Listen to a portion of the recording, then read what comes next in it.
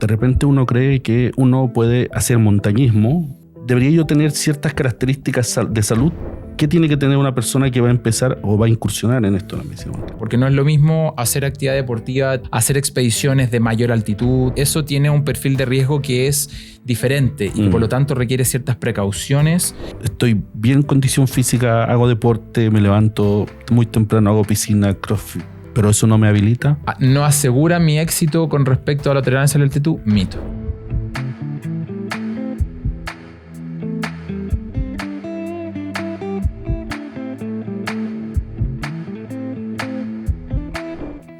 Hola a todos, muchas gracias por vernos y hoy día vamos a dar inicio al primer capítulo de este podcast y vamos a dar inicio y vamos a abrir este capítulo y este podcast con un invitado de lujo.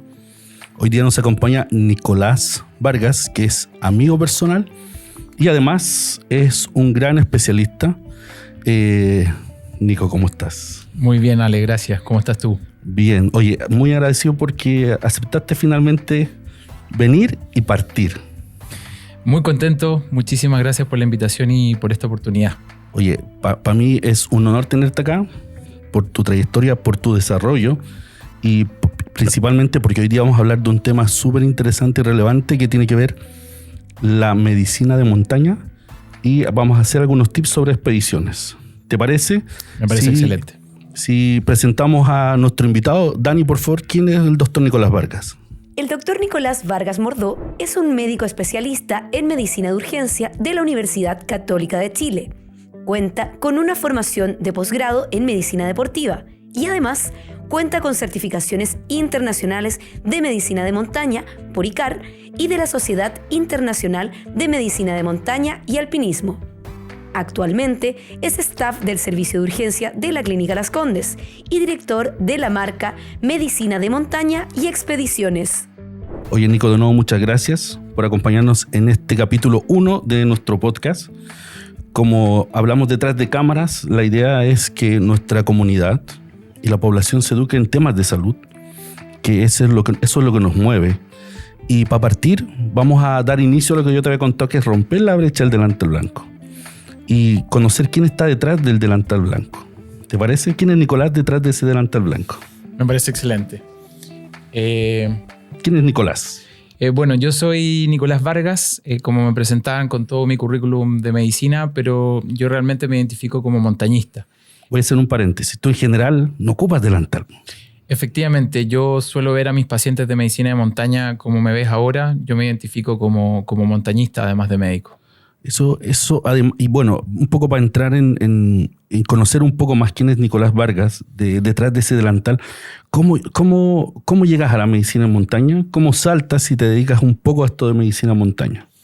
Perfecto. Mira, efectivamente, en paralelo a mi formación de médico y medicina de urgencia, yo comencé desde bien pequeño, incluso desde los 18 años ya cerca de la montaña, haciendo distintos deportes en sus distintas ramas, por decirlo así, y me fue interesando lo que es la medicina de montaña. En un inicio comencé con formaciones más bien no profesionales o más bien no tan habituales. ¿Eso antes de estudiar medicina, durante la medicina? Durante mi formación de pregrado. En medicina, exactamente. Perfecto. Y de a poco me fui dando cuenta de que esto era un mundo no desarrollado en Chile, por lo cual me fui formando poco a poco, en un inicio por un tema de responsabilidad conmigo y con el resto al estar en la montaña y ver que ocurren efectivamente accidentes y situaciones. Y de a poco me fui formando hasta que ya decidí hacerlo de manera más profesional. Perfecto. ¿Y toda esta formación de posgrado la haces una vez al completar tu especialidad en medicina de urgencia? Algunas de ellas fue durante medicina, pero la gran mayoría de ellas fue al completar mi formación de medicina de urgencia. Un poco para que la gente conozca lo que haces detrás. Cuéntame un poquito qué es el DIM, qué es el GREM, que son términos que a lo mejor uno no está tan familiarizado, pero en el fondo es importante que la gente y las personas que nos escuchan los conozcan. ¿Qué es el DIM? ¿Qué es el GREM? Efectivamente. Existe el GREM, que es el Grupo de Rescate Médico de Montaña. Es una institución de voluntarios, todos del área de la salud, en donde somos anexos a los sistemas de emergencia que actualmente existen en montaña en nuestro país, Perfecto. como es el Cuerpo Socorro Andino y el GOPE. Cuando ellos entran a actuar en una emergencia médica, ellos nos activan a nosotros de tal manera de que nosotros podamos hacer medicalizado, por decirlo así, la atención en montaña, de tal manera de poder ayudar de una manera más rápida, más efectiva y hacer la atención médica desde el punto del accidente. Perfecto. Ese es el GREM. Ese es el GREM. Que es un grupo de rescate de montaña. Exactamente, Y el grupo de rescate médico. y que paralelamente colaboran a otros grupos de rescate cuando suceden situaciones en la montaña. Efectivamente. Y háblame del DIM, porque esto es súper interesante y además enganchémoslo un poquito a lo que recién, tu actividad reciente. Perfecto. El DIM es un diplomado en medicina de montaña que existe hace ya varios años a nivel mundial. Es certificado por instituciones de medicina de montaña y montañismo internacionales, que uno los puede tomar en distintas partes del mundo y son todos equivalentes. Lo interesante es que en Sudamérica no existía ninguna de estas certificaciones. Y después de un largo trabajo, el GREM logró conseguir esa certificación y nosotros pudimos impartir. Hace 2 semanas atrás se dio inicio al primer diplomado de medicina de montaña en Sudamérica, que se dio específicamente en Chile. Perfecto. O sea, en el fondo ya partieron con el DIM en Sudamérica. Exacto, con eso se dio el puntapié inicial al primer diplomado de medicina de montaña. Pero qué interesante eso, ¿eh? Bien, lo felicito. Muchas gracias. ¿Te parece que entremos en materia? Sí, perfecto. Bien, y hoy día como vamos a hablar de la medicina de montaña, ¿cierto? Hay algunas cosas que es interesante que conversáramos, como por ejemplo, en términos generales, probablemente no todos estén familiarizados del concepto de medicina de montaña. ¿Qué es la medicina de montaña en simple? Mira, en simple yo te diría que la medicina de montaña es un área de la medicina en general que se preocupa de todos los problemas relacionados a las enfermedades y accidentes que ocurren en áreas remotas. O sea, como para abrirlo un poco más allá de las montañas, claro. Lo que significa áreas remotas donde no hay una posibilidad de acceder a recursos médicos o sanitarios de manera habitual. E inmediata. Exacto. Por lo tanto, tiene que ver con toda la prevención, con todo el tratamiento y el manejo de las enfermedades que ocurren en estas áreas remotas. ¿Y la medicina de montaña es una rama de la especialidad de medicina de urgencia? ¿Viene como una especialidad o un nicho aparte? ¿Es transversal a todas las especialidades? ¿Es del mundo de la salud? Muy buena tu pregunta, porque efectivamente hay distintos especialistas que se han dedicado a la medicina de áreas remotas o a la medicina de montaña, como por ejemplo los traumatólogos, los deportólogos, pero oficialmente dentro de medicina de urgencia existe una rama, una subespecialidad que es destinada específicamente a lo que es la medicina de áreas remotas. Medicina de áreas remotas y de montaña. Sí, exactamente. Exactamente. Perfecto. Yo creo que es súper interesante tocar el tema porque de repente uno cree que uno puede hacer montañismo o empezar el mundo de la montaña de manera aislada. Hoy día se me antoja subir a la montaña. Pero yo creo que es importante saber que debería yo tener ciertas características de salud como para empezar. ¿Cuál es el perfil, la salud compatible? ¿Qué tiene que tener una persona que va a empezar o va a incursionar en esto de la medicina de montaña? Excelente pregunta, porque yo te diría que estamos pasando por una época en nuestro país donde han habido muchos accidentes en montaña y cabe uno preguntarse efectivamente qué precauciones o nos estamos saltando o cuál es lo que está generando tantos accidentes en montaña hoy en día en nuestro país. Y efectivamente yo te diría que hay que tener la conciencia de que la montaña es un lugar en que vamos todos a disfrutar, pero que tiene ciertos riesgos asociados. ¿Hay algún porcentaje? ¿Hay algún número de accidentes por N expediciones? Es muy variable el porcentaje de accidentes. O sea, hay estudios internacionales, hay estudios chilenos, incluso que más reporte de caso. Perfecto. Que ha hecho Rodrigo Fica, de hecho, muy interesante. Respecto a esto, pero obviamente todo varía según la forma en que recolectamos la información, el lugar donde lo hacemos, si va más gente o no, etc. Pero yo te diría que en lo más importante de todo es tener una noción de que existe un riesgo asociado y que tenemos que ser precavidos. tenemos que, no es simplemente agarrar unos bastones y ir a caminar a la montaña. Probablemente algo por el día sí puede ser. Pero esto va asociado a ciertos conocimientos, a ciertas técnicas que hay que tener y también con precauciones del área de la salud cuando uno va a realizar excursiones que son más importantes, ya sea por duración, por logística y por altitud, por ejemplo. Claro. Condiciones más adversas. Yo me imagino que cuando uno quiere incursionar en esto, debería tener una salud compatible. ¿Qué tipo de exámenes? ¿Existe alguna evaluación previa? ¿Debería yo tener cierta condición o acondicionamiento físico como para empezar?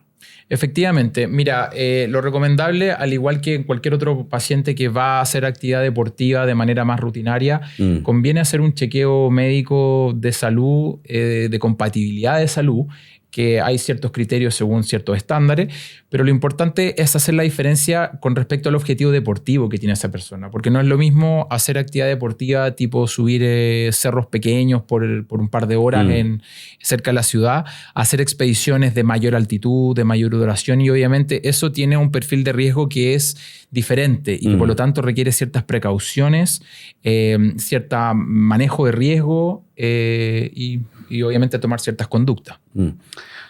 Una persona que tiene alguna comorbilidad, alguna enfermedad, algún antecedente como hipertensión, diabetes, algún problema en la tiroides, ¿tiene contraindicado? Mira, es una súper buena pregunta y es una pregunta frecuente de los pacientes. Efectivamente, no hay una contraindicación propiamente tal, estricta de ir a la montaña, sino que hay ciertas enfermedades que se descompensan un poquitito más en ciertas condiciones de frío, de altitud, en particular la altitud. Y lo que hay que hacer es simplemente tener esas consideraciones, tener nuestros controles al día, tener nuestra enfermedad controlada, es muy importante.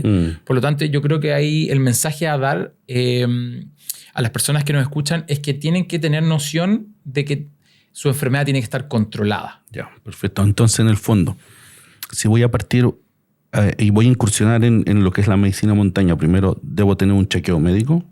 Efectivamente. ¿Cierto? Un chequeo médico típico, estándar y probablemente requiere algún tipo de examen especial o con un chequeo general es suficiente. Lo ideal es igual hacer un chequeo con alguien que se dedica al tema. Perfecto. Ya que tenga consideraciones. No es un chequeo común y corriente el que se hace, sino que alguien que tenga nociones, con algún médico que tenga nociones, es lo que significa estar en las condiciones extremas que es del frío y de altitud. Claro, porque no son condiciones habituales del día a día. Para Por supuesto que la montaña tiene riesgos a condiciones que no son y el cuerpo no está acostumbrado. Exactamente. Ya, entonces, un chequeo preventivo previo antes de incursionar, ¿cierto? Ojalá con alguien que tenga experiencia, esté familiarizado con el tema número 1.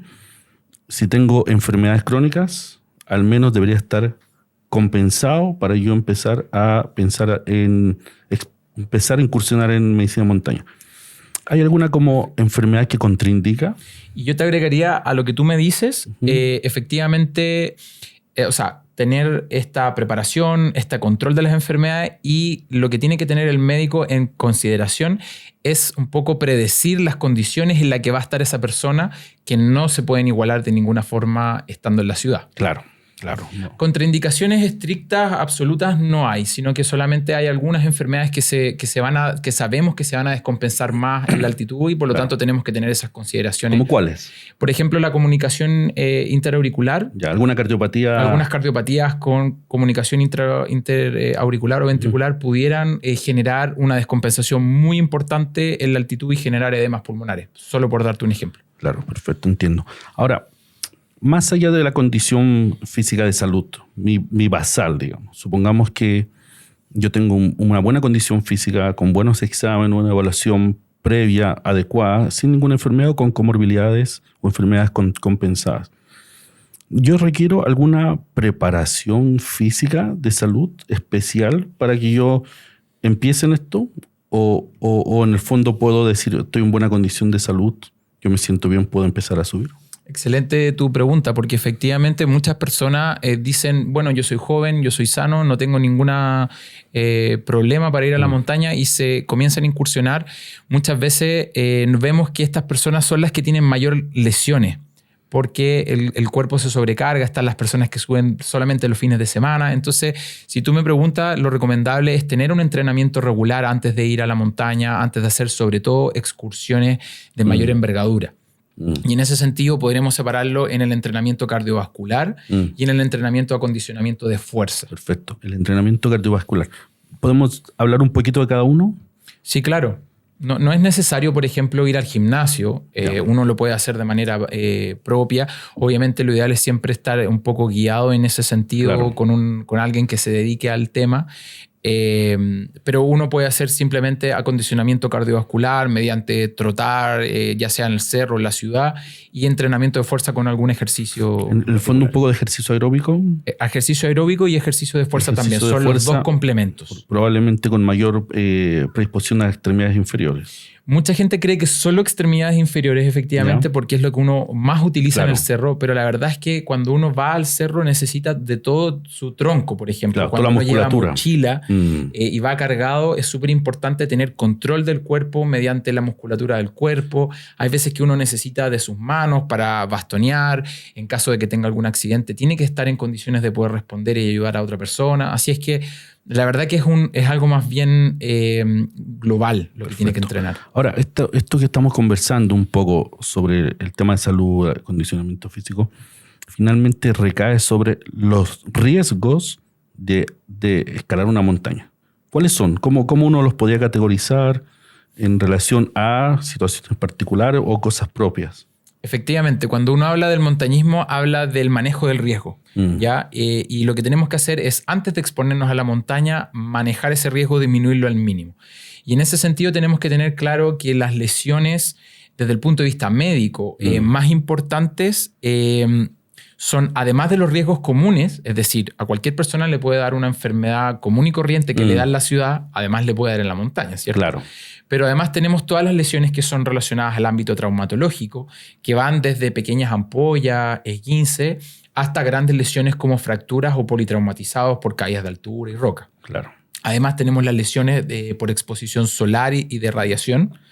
Tenemos las enfermedades por frío y tenemos las enfermedades por la altitud.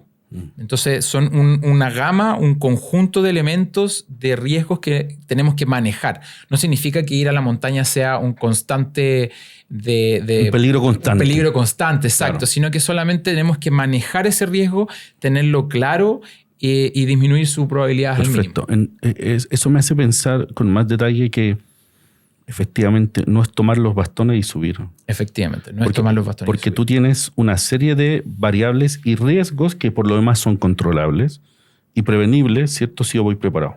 Exacto. Y también algo que yo hago mucho hincapié a mis pacientes es, efectivamente, además de disminuirlo al mínimo, tenemos que tener claro de qué podemos hacer en caso de que efectivamente ocurra un accidente o una lesión en montaña. Voy a tomar eso y voy a hablar de algo que es súper entretenido y que te va a gustar. Hablemos del botiquín.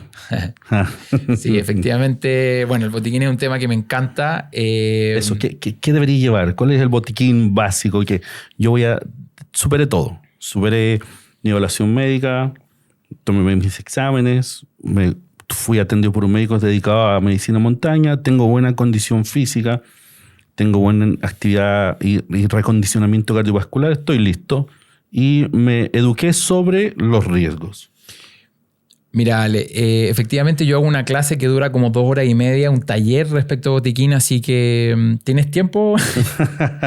Pero hagamos tiremos unos tips, así como el botiquín, un botiquín básico. Sí, mira, efectivamente la respuesta lamentablemente es depende. Depende de qué, de cuántas personas van a ir a la montaña. ¿Por cuántos días? Si tienen una capacidad de evacuar en caso... No es lo mismo subir el Manquehue acá al lado que ir a los Ojos del Salado, que son varios días, o ir a la Concagua, ¿cierto? Obviamente la cantidad de factores que determinan en qué cae sobre un botiquín es muy grande. Claro.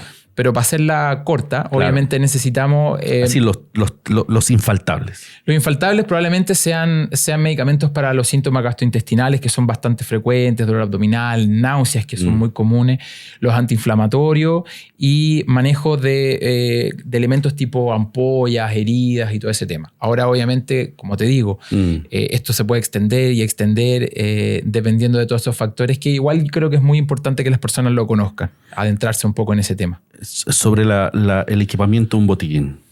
Sobre el equipamiento en botiquín y los conocimientos que tenemos que tener, porque no es lo mismo tomar un botiquín y decir, a mí me dijeron que tengo que llevar esto, lo pongo ahí, lo cierro y creo que todo mi mundo se va a solucionar en caso. Tengo que saber cómo utilizar ese botiquín. No me sirve de nada llevar ciertos medicamentos que no voy a saber cómo utilizar o ciertos elementos, instrumentos o insumos. Ya, perfecto. A ver, algo que me surge. ¿Hay algún riesgo de que yo debo subir cierta altura? O sea, una altura máxima permitida. ¿Va eso por días? ¿Va por tramos? ¿Va por horas? ¿Va por condición? ¿Cómo funciona el tema de la altura?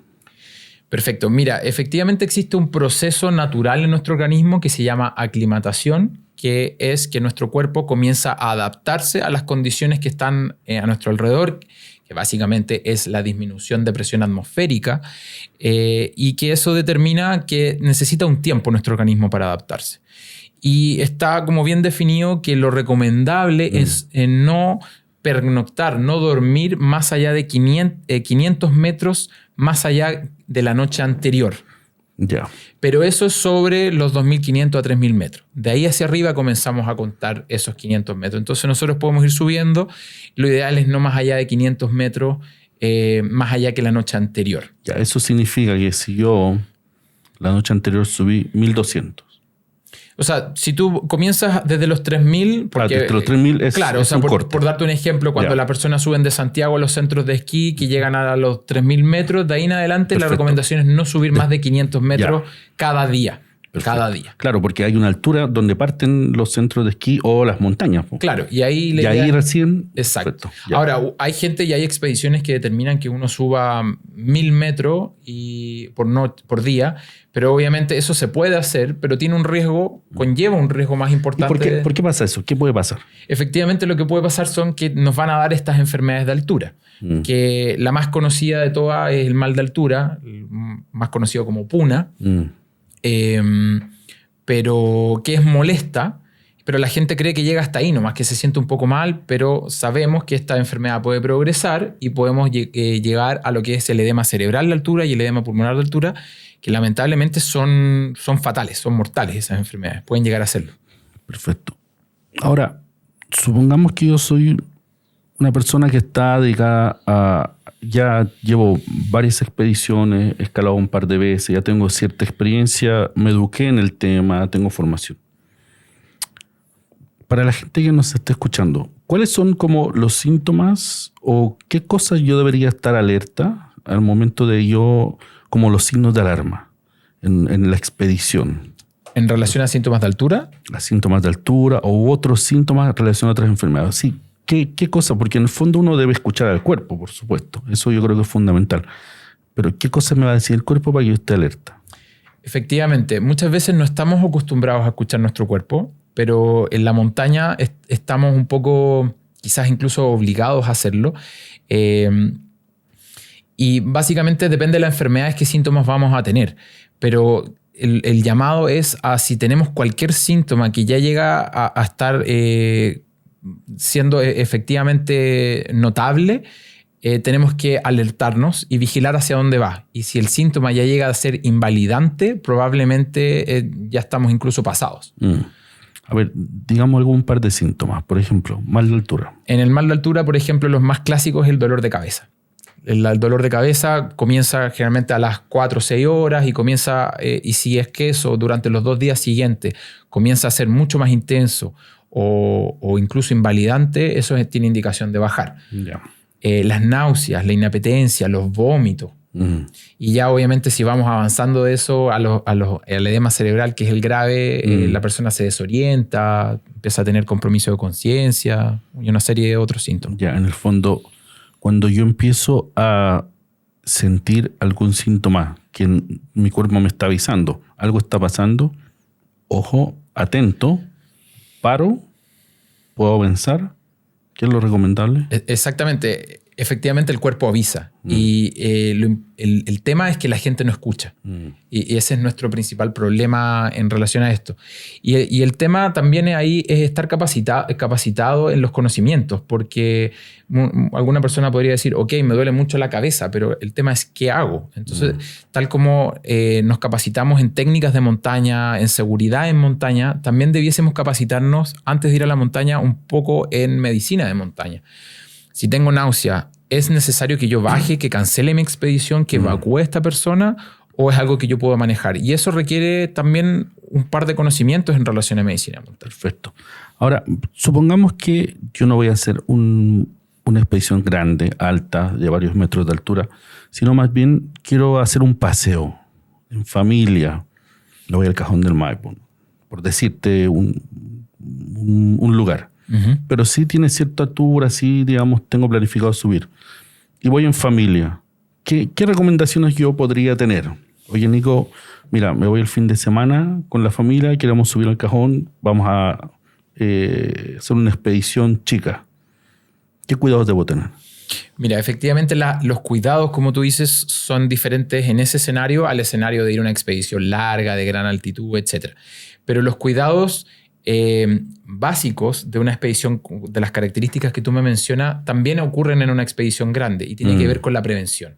La prevención en el sentido de ocupar bloqueador solar y elementos de protección contra el sol, utilizar anteojos, mantener una tasa de ingesta calórica suficiente para la actividad física que estoy realizando, mantener un estado de hidratación también adecuada a todas las condiciones de la temperatura, de las pérdidas de agua, etcétera, etcétera.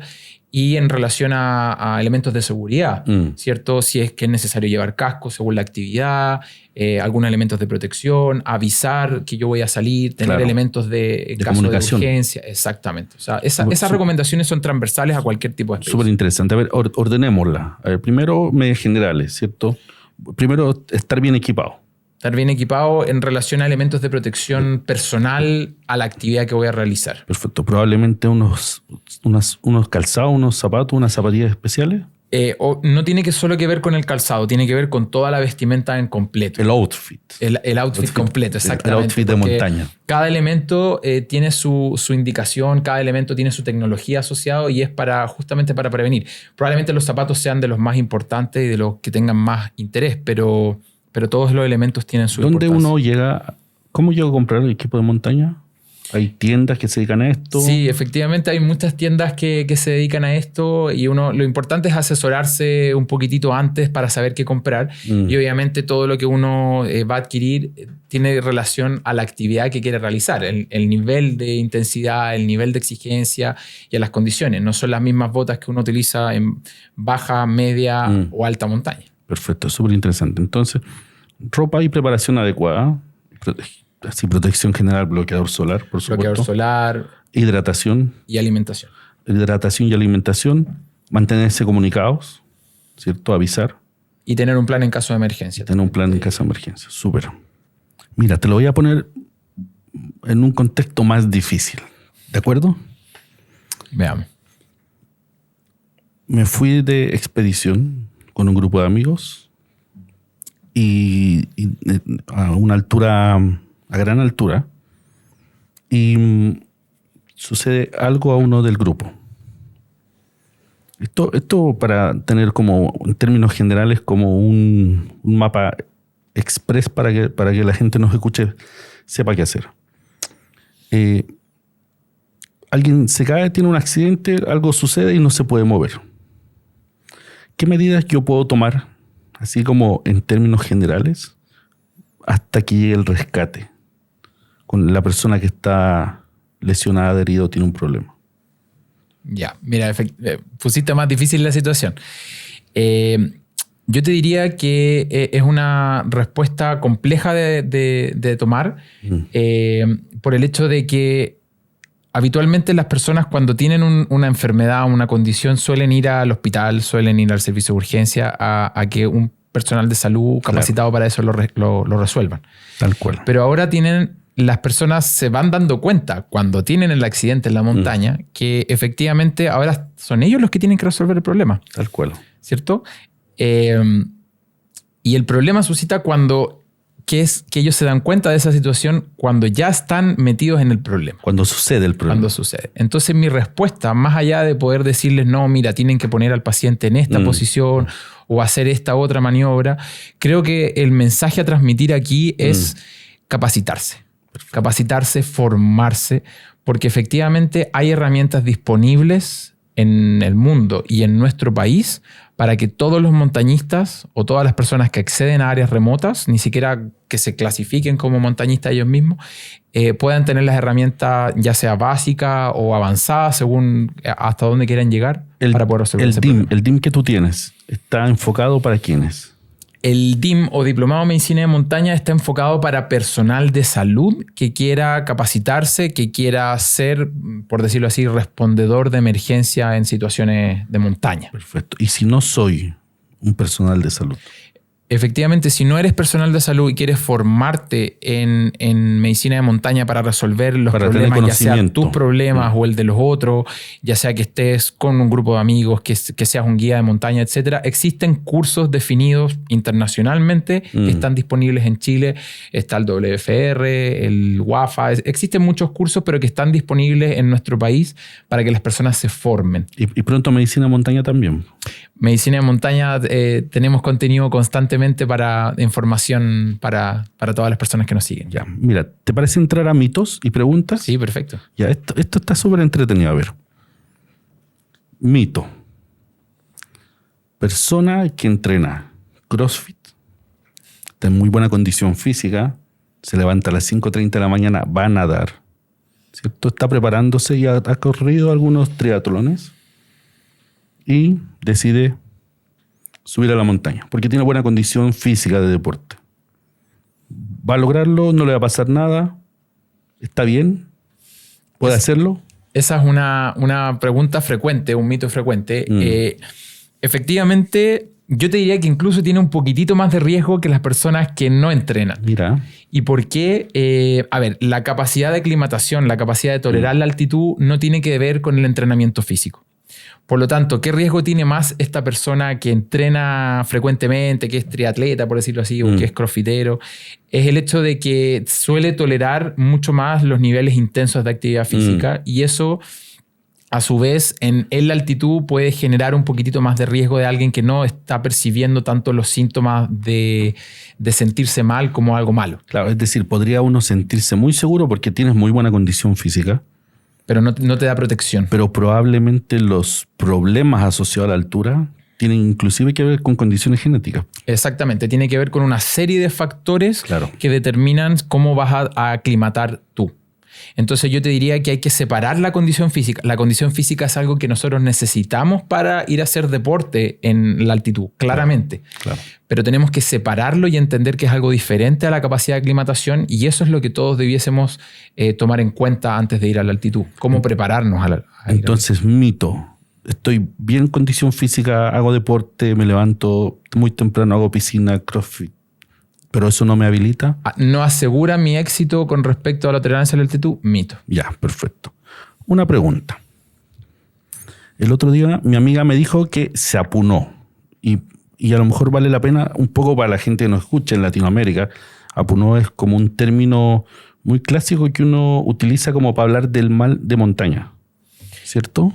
Efectivamente, la puna es un término que se utiliza extensamente en los países altiplánicos. También existe la palabra soroche, pero todo se refiere al mal agudo de montaña. Al mal agudo de montaña. Mal agudo de montaña. Entonces, el otro día mi amiga me dijo que se apunó y ella me dijo que no pasaba nada, que tranquila, se me va a quitar y se me va a pasar.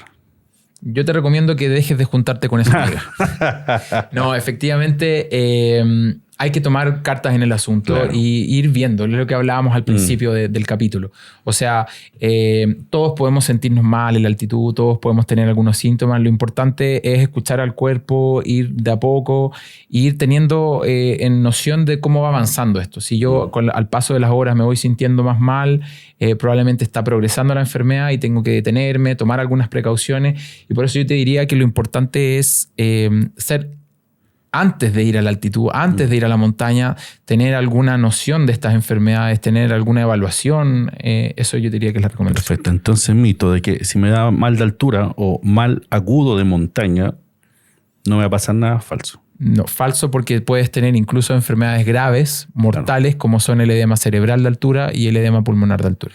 Un poquito, ahora que lo tocaste, aprovechemos de tocar un poco conceptualmente para las personas y la comunidad que nos escucha. ¿Qué son esas dos condiciones que suenan graves? Esas dos condiciones que suenan graves efectivamente son graves. Son las dos condiciones letales que incluyen el conjunto de enfermedades que pueden ocurrir en relación a la presentación a la altitud. Uno es... el edema cerebral de altura, que es básicamente que nuestro cerebro se hincha, se llena de agua, de líquido, y produce una serie de síntomas que llevan hasta la muerte. Perfecto. Y el edema pulmonar de altura, todo esto es con apellidos de altura, porque hay que hacer la distinción de los edemas cerebrales y pulmonares que son de otra causa que ocurren en la ciudad.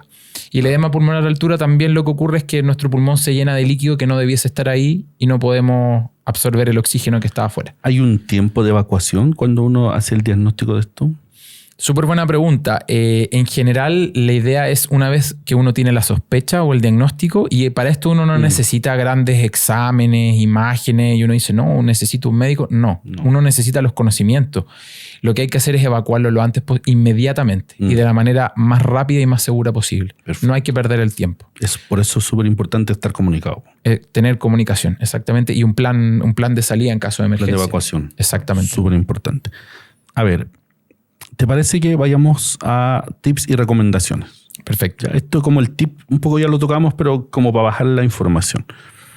¿Cómo me puedo preparar para ir a montaña? ¿Y cuáles son las recomendaciones más importantes antes de tomar y comenzar un deporte de montaña? Así como 4 o 5 recomendaciones. Mira, yo te diría que igual hay que separar esas dos. Uno es como antes de ir a la montaña, porque yo puedo ir de como actividad recreativa inhabitual, pero también puedo empezar a dedicarme como deportista, como tú mismo me dices, como deporte. Entonces yo te diría que si lo voy a hacer como actividad inhabitual o no frecuente, tener la prevención y las recomendaciones que hablábamos anteriormente. O sea, tener algún grado de noción y precauciones generales respecto a lo que hablábamos. Protección contra la radiación solar, hidratación, alimentación, tener las medidas de seguridad mínimas de calzado y vestimenta, quizás alguna noción de orientación, dónde voy a ir, planificación y avisar. Ahora, si yo me voy a dedicar a esto como de manera deportiva, obviamente teniendo las mismas recomendaciones en cuenta, creo yo que hay que prepararse, tener una preparación, lo que hablábamos también desde el punto de vista deportivo, tener mi entrenamiento cardiovascular, tener mi entrenamiento de fuerza. Para eso puedo considerar hacerlo por mi cuenta o también considerar algún experto en la materia. Existen muchos disponibles. Y también probablemente, si ya lo voy a hacer de manera más deportiva, tener un chequeo médico previo. Un chequeo médico. Oye, súper buenas esas recomendaciones finales, ya como para cerrar el capítulo. Yo creo que acá el tema final y como en resumen, acá es súper importante si uno va a empezar a incursionar o tiene algún tipo de experiencia en esto, es muy importante la educación y prepararse, ¿cierto? Porque finalmente los riesgos de esto son altos y además manejables, y una situación descontrolada es fatal. Así es. Es fatal. Entonces yo creo que es súper importante prepararse, educarse, capacitarse. No es un deporte que uno pueda decir estoy en muy buena condición física y me voy a la montaña, sino que requiere mucha más formación, ¿cierto? Todos los que hacemos montaña sabemos lo maravilloso que es, lo increíble la experiencia, pero a la vez todos los que hacemos montaña sabemos que es un deporte que conlleva riesgo y tenemos que saber manejarlos y disminuir el riesgo, al mínimo los riesgos.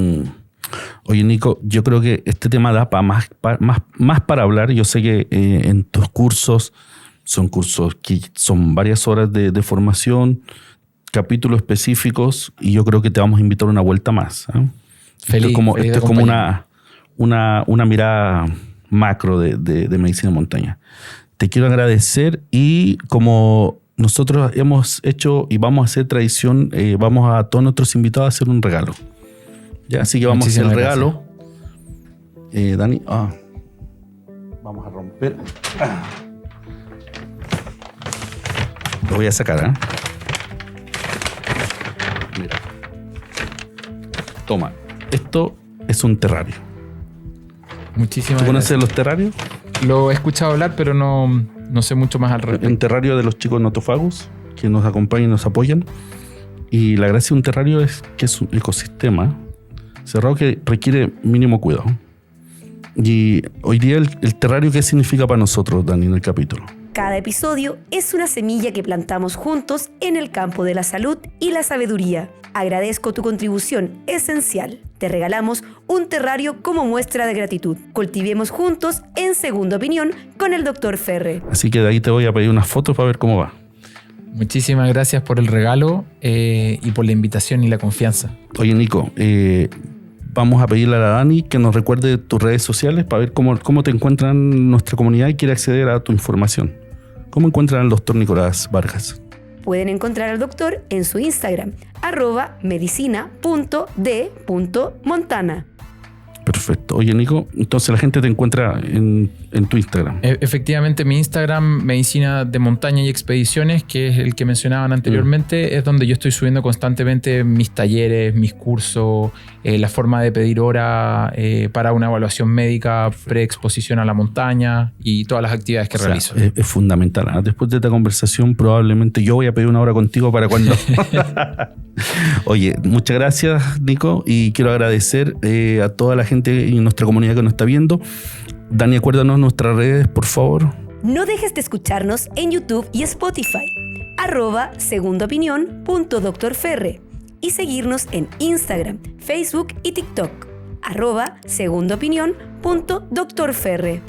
Quiero darles las gracias. Gracias, Nico, el primer capítulo para apoyarnos. Gracias a ti, Ale. Oye, achuntémosle, sí, po. Oye, muchas gracias a nuestra comunidad. Quiero agradecerles por acompañarnos y los invito a seguirnos, que compartan este capítulo con la gente que crean que les va a ser útil. Síganos porque van a haber mejores y muy buenos capítulos. Tenemos invitados de lujo. Vamos a seguir educando sobre salud. Compartan este contenido, denle like, campanita y todo lo que uno siempre dice para compartir. Y nos vemos en el próximo capítulo. Y sigan al doctor Nicolás Vargas. Chao. Muchas gracias. Bien.